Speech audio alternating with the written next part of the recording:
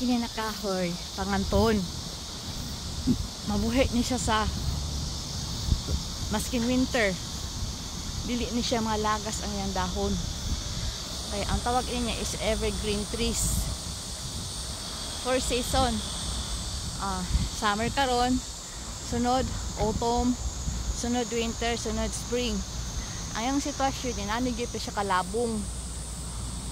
So, ang panganton ay mabuhi diri sa Korea. Maskin adunay summer, maskin adunay winter. Pero an man ni kahoy. Kini. Ay ano yung dahon, yung bunga.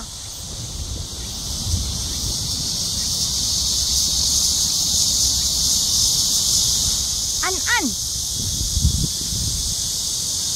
Kini okay balo sa kahoy kay panahon sa summer mamulaklak man ni. Pero ni winter niya mga lagas man yang dahon, yung mga flowers. Hasta ni wala po ni dahon sa tuwing winter, mga larag na tanan. Kini an.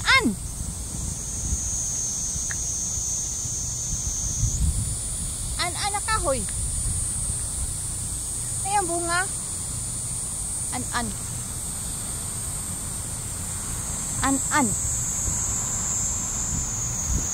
Kini okay balo ini niya.